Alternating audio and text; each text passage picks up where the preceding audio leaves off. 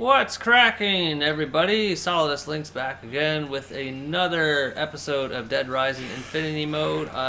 You may have noticed my kill count is a bit larger than it was in the last video. It's because I decided to take upon myself to murder some Zambos in the background, killing some time and some zombies while I'm at it.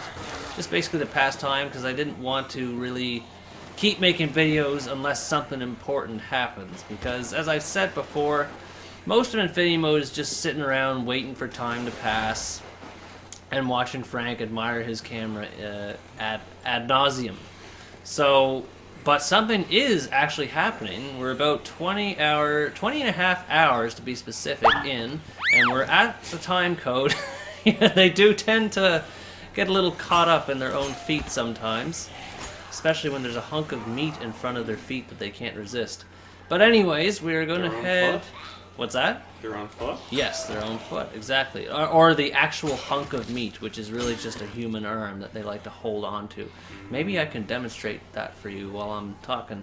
But anyways, we're getting ready to head over to Wonderland Plaza because our special Adam Clown friend named Adam, I should have finished that phrase with the name Adam. Adam is present in Wonderland Plaza at this hour. So before we go there, I'm going to demonstrate to Brett what a hunk of meat is. See how they all go toward that? They will go to any lengths to pick up those hunks of meat, which often means falling down endless flights of stairs, like the dummies they are. So watch this. They're going to come after it again. Doesn't even care that I'm right here. No, I'm right here. Watch what's going to happen. Just straight up picks it up. And then he gets booted. Nope. Alright, we're gonna head to Wonderland Plaza. Man, I wish you... Brett told me all sorts of fascinating things behind the scenes. I wish he told me them when I was playing, because they would have given us much more content to talk about.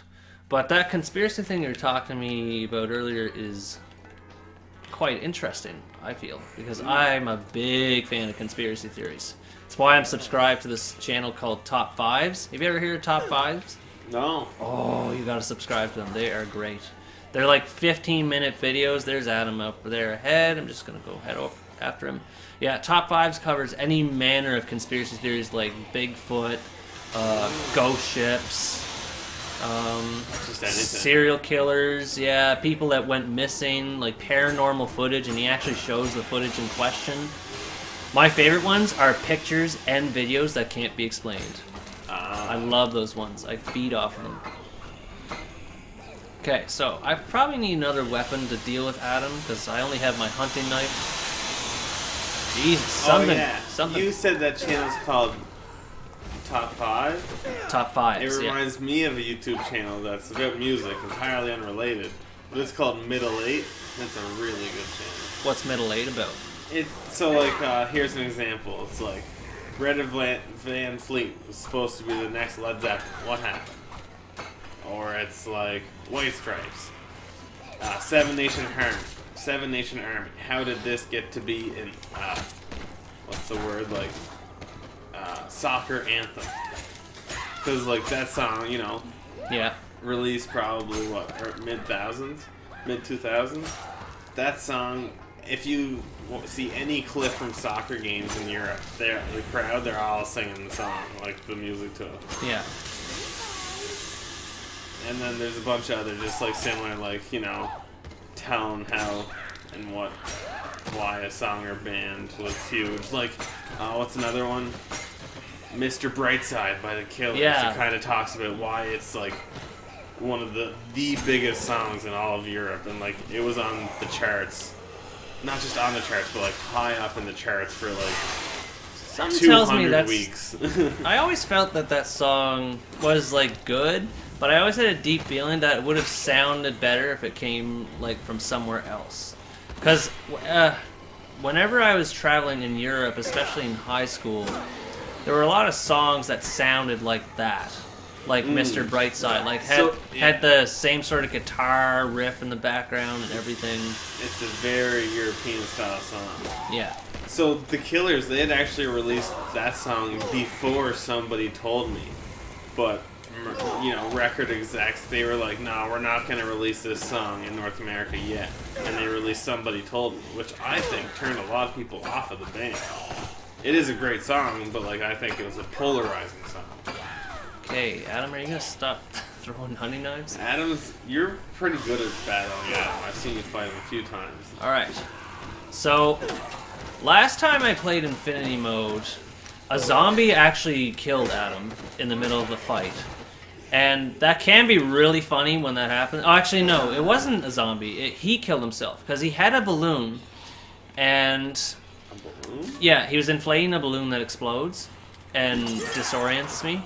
But I actually damaged him, and he dropped the balloon while he was inflating it. The balloon hit a corpse in the ground and exploded, and that killed Adam, which was really funny. But the problem with that is whenever either Adam kills himself or another zombie kills him, if you're not the one that brings him, to his deathbed and all that, if you're not the one to kill him, that box that has those food that he drops will not spawn.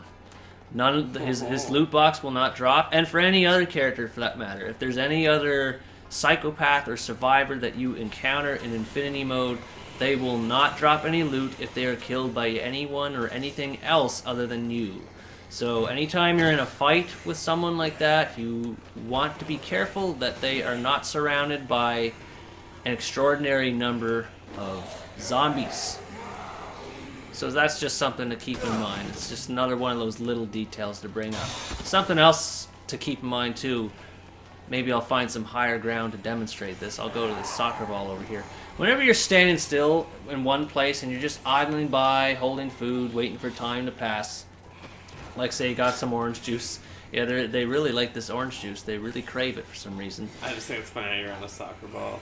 Anyways, if you're standing still for so long and you're waiting to drink your food, eat your food, whatever, Frank tends to get highly amused by his camera and likes to admire it. He'll make little sounds like, huh, huh, huh, and then he'll make little breathing sounds like, whew, over and over. See, he's doing it right now. He really loves his camera. But, so... You'd think he would know his camera by now. Yeah, seriously. But he's like, check out this thing. You think he wouldn't even bother to bring it since you can't even use it in Infinity Mode. I just pressed left trigger now and all it does is recenter the camera. So that's going to get really annoying when you hear him making those noises over and over and over again. Not that the zombies aren't already annoying. Look at these guys. This guy doesn't care about gravity one bit. Look at him. He's trying to run up. He's defying the laws of nature as depicted in 2006.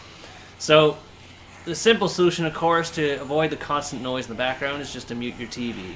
Just don't forget that you're playing a video game, because I've done that before, and I've looked back in terror to see the words, well, I don't remember the words exactly, but there's something to the effect of, "You died," as Dark Souls likes to flash in front of your face. And you survived X number of days.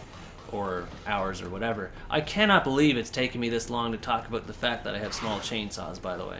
So, if you notice the pink icons in the right beside the weapon, There's 3 of them. Those represent the 3 skill books that we picked up. And that means the durability of these weapons have gone up crazy. They're already high enough without the books, but with the books they are extraordinarily durable, ridiculously durable. Something to the tune of 2,700 hits, I believe, is how long it'll last, or each one will last. So if you factor in the fact that you have 2 small chainsaws, that's a total of 5,400 hits at least that you can make before they crap out on you. He did the math. Yeah. I just remember seeing some sort of YouTube comment talking about them. Really, once you get these chainsaws, you do not need any other weapon. Unless you get the 5-day Survivor Trophy. The 5-day Survivor Trophy will unlock the laser sword, which, if I recall correctly, immediately spawns in the security room once you have unlocked the trophy, even during the same game that you're playing in. So once you get the laser sword unlocked, you can just go to the security room, pick it up at infinity, I think. I think it only spawns one at a time or something like that, and then once it breaks, you can just go back to the room and get it again. So the laser sword is the next most powerful weapon other than the real Mega Buster. And to get the real Mega Buster, you have to get Zombie Genocider, which involves killing the total population of this game's city, 53,594 zombies. So, I'm not sure if you can get that trophy in Infinity Mode or not. It feels like it would be possible, because you don't really have any time constraints or anything. You just have to make sure you're eating your food so Frank doesn't starve to death. So, theoretically, Zombie Genocider should be possible. I've just never attempted it myself. I don't think I'll attempt it on this run, but I might experiment with it on another run, a different, separate Infinity Mode run, just to see if that would be possible, because I see no reason why it wouldn't be possible. You just have to make sure to keep tabs on your life bar, because it's constantly depleting anytime you're playing the game and not on pause mode. It's a pretty standard habit in video games. Yeah. Big time. So, I guess another thing I can talk about in here is a place I would recommend to camp. I would not say camp on that soccer ball, just because you already saw that they were. Yeah, you already saw that those idiots were walking up, and I don't really trust this game's physics. See, this guy, he just does not give one F-bomb about what's going on. Not one heck. So I would not trust this soccer ball to keep you safe, just because it's not really that high off the ground. I would say to go over this way. It's somewhere over here. There's an awning that's surrounded by lipstick and perfume props. And that's high enough ground. It's actually a booth that spawns food on top of it. I think it's this one. Actually, both of these booths are fine because they're high off the ground. You just jump on the aisles here, and then this is high ground. Zombies will never get you up here, so you're safe. Same with that one over there, up front. Just make sure you have enough food to keep you alive for the time being. I just realized I got a juice as well and a golden brown pizza. That's the next most powerful healing item in the game, next to a well-done steak. How many squares will it heal? By itself, without the books, it will heal 6 health blocks, I believe. Shoot. So with the 3 health books, it will fill up 18 health blocks. And you only have 12, so that basically heals 1.5 of your health. Like, if you consider 1 being full health and then 0.5 being half. We're doing all sorts of math tonight, let me tell you that. Yeah, man. Have you made any progress on your background motorcycle searches? Brett's been looking at motorcycles to purchase while I am playing this in the foreground. Well, so the options are, like, if I look for an early 2000s one, I could buy it, like, next month. Up front, I wouldn't have to lend or borrow any money, nothing. But if I were to buy like a newer, like less than 4-year-old bike, like 2015 or newer, let's say, then I would likely end up having to borrow. But if I am to get a newer bike, I would wait until like well into the spring. Yeah. Because the used bikes, their price will kind of go up as we get closer to spring, whereas the market bikes, they really shouldn't. They should stay the same. Yeah. If anything, they should even like offer some promotions. This is just going to interrupt you for a second. This would be another good area to camp here because there's a door. Anywhere that either doors or high ground. Those are your 2 absolute 100% safe ways of staying alive in Infinity Mode. Do not rely on storefronts like this and just think that they're not going to walk in, because you never know when a stray zombie is going to come in and say, oh, look, there's Frank West just standing there admiring his camera. I think I'm going to go eat it. So, you know, don't do that. Find somewhere with a door or with high ground. So anyways, you were saying that you were waiting until spring for an ideal price? Well, so it's just, it depends, like within the next, we'll say 2 months, if I find a deal on an older bike that I end up pulling the trigger on. I'm an impatient man on some things, and I feel like this will be one. Yeah, I imagine there'll be a lot of other people thinking the same things that you are as well in that time of year. Yeah, so like that's why it'd be nice to be able to find one now, a used one, like an older one, because chances are I'd be able to save, like, get quite a bit less than asking price. because of the time of year. And it would be a cash deal. Straight up cash. Cash in hand goes a long way. People always say money talks. Exactly. Does it walk too? Does money talk or walk? I can't remember. Money talks, would it help you walk, I guess? Why am I trying to analyze that phrase in depth? Of course! It does both if you want it to. You just gotta... My hope is the money will help me drive. Well, yeah, that's right, because you don't want to walk. Exactly. Oh, I totally did not see that pain in there. So, I'm trying to think of what game I'm going to play next after Infinity Mode, because I want to try and play some newer games as well to try to get this channel back in the swing of things. But I don't want to do what I was doing last time, where I was making a bunch of playthroughs all at once and just totally overloaded. Why in the world did I drop a small chainsaw here? I'm going to have to go back in editing and see when I dropped that. This is like...